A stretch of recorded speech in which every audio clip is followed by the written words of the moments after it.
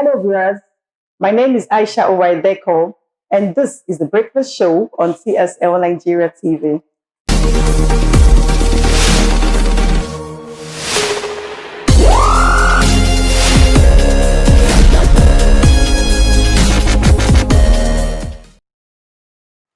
Welcome back.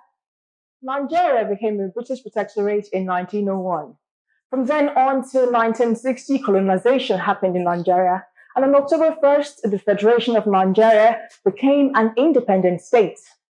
3 years later, we became a republic. Nigeria has experienced a civil war, several intertribal conflicts, terrorism, military rule, and democratic rule. On the 1st of October 2020, Nigeria will be marking 60 years of independence. Should this be an event for celebration or sober reflection? This morning, I and my co-hosts are going to try to create an evaluation of Nigeria after 60 years. Good morning. Good morning, How are you guys feeling? We're good. I'm good. First question, is this a time for celebration or sober reflection? I would say it's a time for sober reflection because even our president, Muhammadu Buhari, has said this year's celebration will be low-key because of the coronavirus surge. So I would say it's a time for sober reflection considering everything that has happened from 1960 up until this time. Anybody else wants to reflect or celebrate? Aisha? Yeah, it's actually a time of sober reflection because from 1960 to now, I cannot say Nigeria is going forward. I cannot say that because I can remember while growing up, when I was a child, we had a housemaid that is a Ghanaian. Okay. Yeah. And after a while, they said Ghana must go because a lot of them were coming to Nigeria for greener pastures.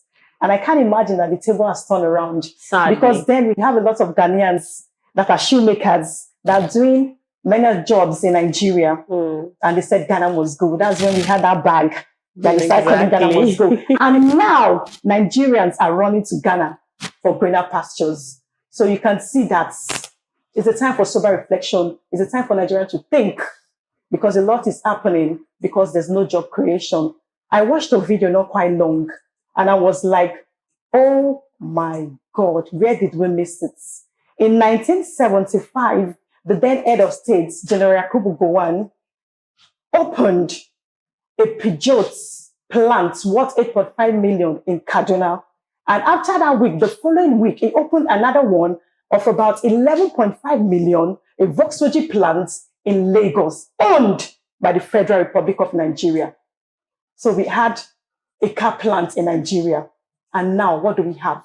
The problem I have is maintenance culture in Nigeria. When the next president comes in, he leaves what the other one has on ground and starts something new. No continuity. No continuity. So there's a big problem there. The gap is so much. And the rate of unemployment is just increasing and increasing. That's why we have the youth doing a lot of things to make ends meet. You can't imagine somebody going to the university.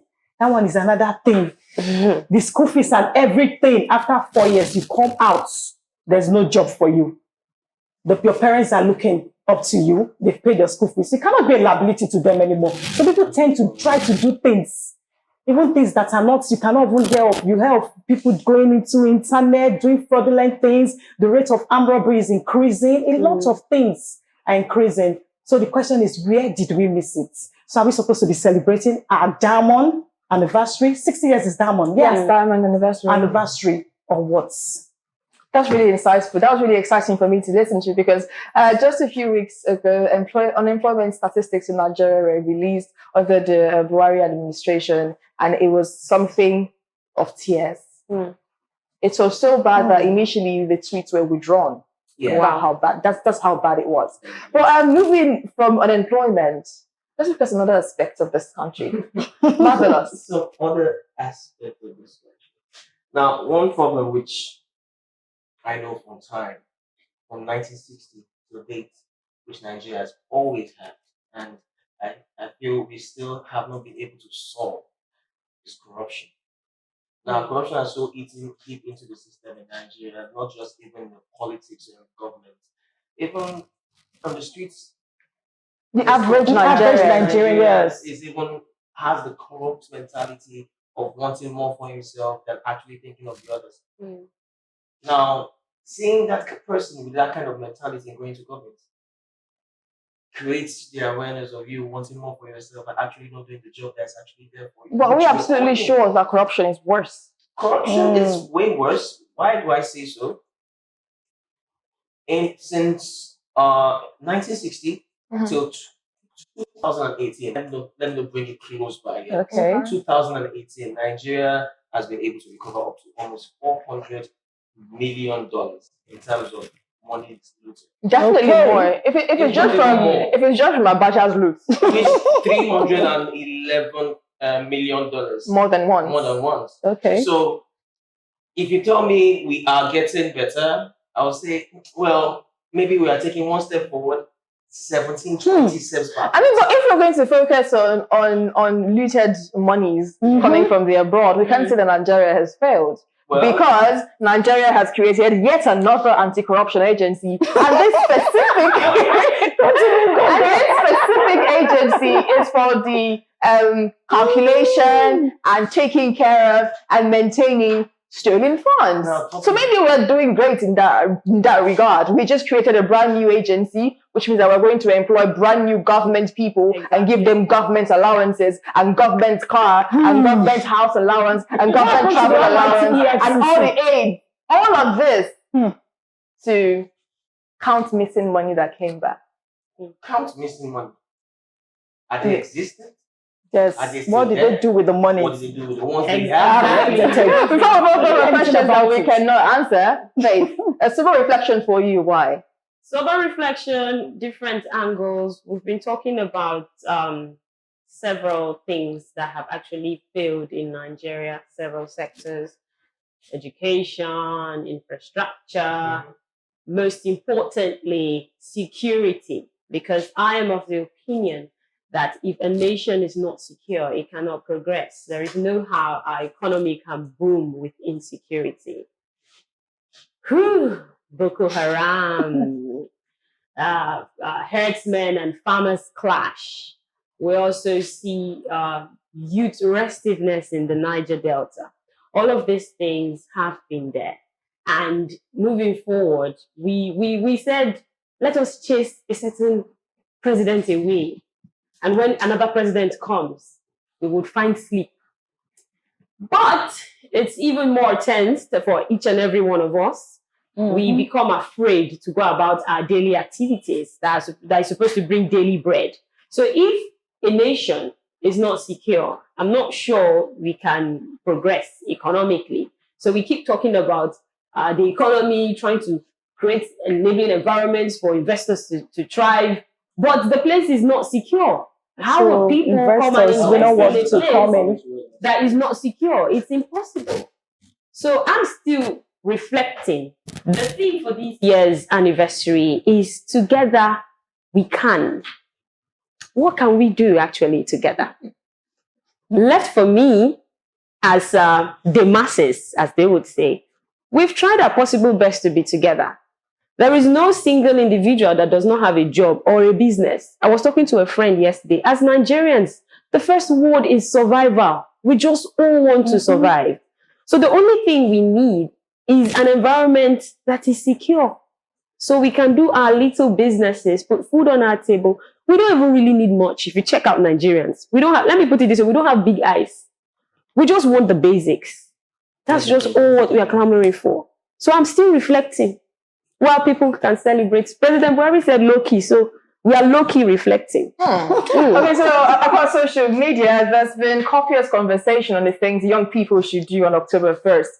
The biggest and brightest is a nationwide protest revolution now. Now, the last person that organized revolution now was Sowore, and he's also calling on people. Interestingly, he has called on Burna Boy to stop claiming that he's a fella reborn, because he seems to say lots of things and he doesn't put those things into action. But the question is this: Nigerians have been known to organize peaceful protests. Whether the organizations organizing this protest have been pronounced there's something in diplomacy called persona non grata. It means that the government no longer has faith in you. They don't know you anymore. So let's say these organizations have been pronounced persona non grata by our government. The Shia group. Yeah, Shia. That always protest, and then there's the IPOB. Now, when this seemingly non-violent protest happens, there have been reports of deaths initiated or caused by Nigerian security forces. So a lot of people have said that they see no reason why they should show up for these protests because their lives are not safe. Exactly. What do you guys think about this call for a nationwide protest? Well, the nationwide protest itself, Yele Sure has been somebody who has always he has been always outspoken about his personal feelings on the handling of governance in Nigeria, right from even during the Goodluck administration, where he actually also pushed for an actual protest concerning an increase in fuel price, which also our current president also joined on that same protest. Protest in Nigeria for the last couple of years, let me just say, a year, 2 years, has been a problem because when you use the word peaceful, it always turns out not to be peaceful. Always is a very large term. I have been to protests and never became most turns out not to be peaceful. Okay, for example, mostly it's still on the high side because if you grew up in Benin City, I don't know about other cities, but when your transformer goes bad, we constantly march very peacefully to the neighbor office and tell them we'll burn it to the ground. But it's somehow peaceful. We don't do anything violent. Well, you know, basically, Abuja. So sorry. Please go on. What happened in Abuja recently with the Shiite protest? In fact, twice on 2 occasions, which the Shiite group has actually protested, it has led to loss of life. So does it depend on the organization protesting about? Not even the organization this time. What you are protesting about and who is involved in what you are protesting. Exactly. That is a radical pronunciation that I know you cannot defend. that brings me to some of the issues I think has actually put Nigeria in the position it is today, or she is today. Nepotism, tribalism, ethnic and religious bias. Now, if you think about all of these things deeply, you would find that all of the issues that we are facing as a nation come from either nepotism, tribalism, ethnic or religious bias. When I say nepotism, we see people who constantly agitate for a certain thing when they are not in governance. And the moment they get the said position, the tables turn. They start fighting people who are sharing the same agitations they shared in the past. Or even something else. It's usually always the case. We also see people who want to get into power because they want to enrich their family members and their friends. They say, we will do XYZ thing when we get there. And when they get there, they're just all about the trips, all about acquiring wealth and all of that. I would say that some of us who are complaining right now about the bad economic situation, corruption and all of that, give us a test of power. Let's see how it will go. There's a saying that the oppressed is only offended because they are the oppressed. If they were the oppressor, they would do the exact same thing. Summary. We've seen that happen several. So we've spoken about unemployment in Nigeria. We've spoken about corruption. We've spoken about security. I feel like it would be almost an abomination if we left here without mentioning human rights violation in Nigeria. Now, human rights violation in this country goes back decades. We all knew about the Ken Saro-Wiwa story. I mean, if we start the Ogoni 9, if we start thinking about those people, the lives lost to terrorism, the lives lost to militancy, the lives lost to police brutality. And I feel like we wouldn't live here. But the biggest conversation right now, what do you call it now? Protests. Yes, exactly. But the biggest conversation at the moment the young people are having is the new Nigerian police bill. Now, somebody said something that I found really funny. They said that while Nigerians celebrated Big Brother Nigeria, our government was busy signing a document. But that assent was made on the 16th of September. And that is when the president alerted the House that he had made an assent to the bill. The thing that's causing the biggest conversation about this bill is the part that says that if a police officer or if a security operative looks at you and they feel like there are reasonable grounds to arrest you from his perception, they can. Now, this means that it would not be illegal if a policeman were to put cuffs on you for having dreadlocks, if having a tattoo, extra piercings, because those are the things that they look at. Now, what is this is one of the biggest things that stood out for a lot of Nigerians in that bill. Although the bill did create great structures for the police academy in Nigeria, and try to create a way where they can compare professionalism. So the bill does have some good things about it. But some people on social media are saying that the part of the bill that people are complaining about, which is giving the police the power to arrest if they have reasonable cause, and they can arrest without a warrant or papers from the courts, they're saying that this existed in the bill before now. That this part of the bill was signed in 2015 and not by our current president. That is the argument on social media. So is it that this is not a new thing, or Nigerians don't really did not pay attention, or somebody is trying to create a specific kind of propaganda with this bill? Well, okay, if you say propaganda is a large one. Now, give me your personal, unbiased opinion, owned by you, not by TSO Nigeria. Go. Okay. Now, personally, I have a whole lot of problem with that bill. Like I did say earlier, one step forward, 20 steps back. Okay. Now, it is all about human rights right here. That's just the fact. Because you are giving absolute power to people who normally should be doing things under the actual rule. And the rule states, even in a human rights related country, everybody has the right to be treated as human beings. If you're giving police absolute power out of your own personal, but the absolute power still doesn't allow the police to harass you or intimidate you. We know Nigerian police. We are focusing on the content of the bill. That's the truth. Not the illegal activities that police officers do. The content of the bill still remains that they can arrest you without a warrant. I still have. They can beat you. I still have a problem with that. You don't need to say outpouring of their heart. That brings us to a point I think we should consider very important. The overhauling of the police force. Now we have a lot of people who are in the force because I know see work. So they just decided, my mama say make I go join police. And they get there because they just want a salary. They just want to make ends meet. They don't even know the reason why they joined that particular force. I think I do not have a problem with the bill if it is going to be applied by people who understand the reason why they are in the force. But I'm a Nigerian born and bred. I've lived there all my life. I know how the Nigerian police arrest.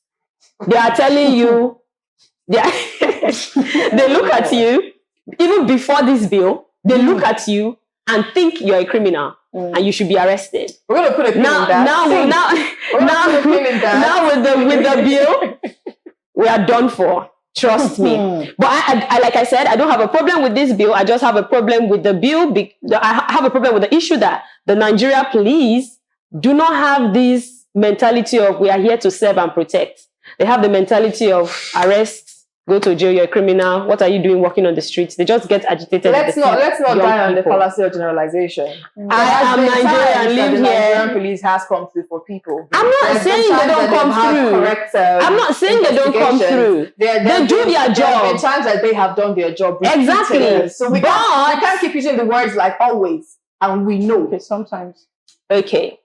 On a scale of 1 to 10. We can't make that scale because we have not personally run a poll. Because I've seen the way the police behave in Nigeria. And personally, I'm not impressed. I would say I'm not impressed. We've seen situations where a robbery is happening, there's a crime going on, they call the police and they show up 1 hour, 2 hours later. I'm not saying sometimes they don't show up and the criminals get caught. They do. But sometimes they come around and they keep telling you, you called now, but we do not have fuel in our vehicle. There are a lot of complaints, no compassion. Most of the time, people come to complain in the station. You make a complaint in the station. And at the end of the day, they tell you, pay for this one. pay for that one. So we have a and systemic problem. It's the in problem Nigerian I'm saying we police need force. an So, overhauling in the police force. definitely something that the Nigerian government and Nigerian entirety, Nigeria as a country has to look into. We need to put a pin in that, because if we start to discuss all our feelings about the Nigerian police or Nigeria as a country, we might not leave here today. But there's something that I want us to end on. When President Muhammadu Buhari became the president, and after spending a few years, people started complaining and agitating that the promises that were made during the campaign were not being fulfilled. And the presidency said something, change begins with you. Now, that caused a lot of uproar, but I personally found nothing wrong with that statement. So using the foundation of the change you seek in the world begins with you. I want us to give me one thing that we as Nigerians within our power can do better at. Something to reflect on for our 60th anniversary. Who wants to go first? I would go first. I would say integrity. We should not throw integrity away. A lot of people are doing a lot of crazy stuff, unimaginable stuff, because they claim that there are no jobs. Nigeria, there's unemployment. I graduated 12 years ago, and they involve themselves in some criminal activities because they want to survive. I think it's important that we still have our integrity as Nigerians. The change truly begins with you. Marvelous. No, personally, I say sincerity. If we are sincere to what we actually want for the country, we probably will think better on how to handle things. We probably will handle situations far much clearer and more involve the people more. So I think we all at large, not just the government, even we as people, we have to be more sincere about what we really do want for the country. Aisha. And me, I would say empathy, because we have to put others in our shoes too. We have to feel their pains. If those in power feel the pains of the masses, I think they will not want to think of themselves alone and want to enrich themselves. They'll think of the masses and make Nigeria a better place for all of us. Okay. And personally, I would say Nigerians should not be afraid to follow due process from the smallest of things in our lives. Yesterday, I was guilty of it. I wanted to go to the bank. I had someone that worked there. I put a call across, told the person to, when I can use his name to enter the place. So I will have to wait in that crowd of people on the canopy, because of the 20 that are getting there. And it happened. Nigerians as a people, we're not patient. We do not want to follow due process. And I feel like it's something that if more people follow due process, so many things would work well. You see traffic jam. Everybody are on one queue. There's only one small place left for the incoming vehicles. You come from the back and you block it because you do not want to follow due process. I think if we try to follow due process more, things might just be more productive and progressive in this country. Thank you so much for joining us. It was fantastic having you on the show. I wish we could last so much more, but we can't.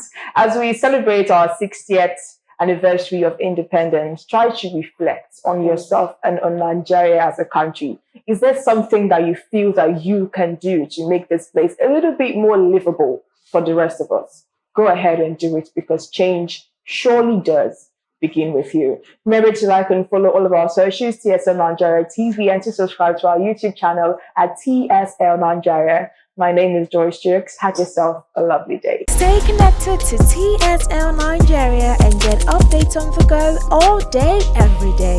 Subscribe to our YouTube channel on TSL Nigeria Space TV and join our online family.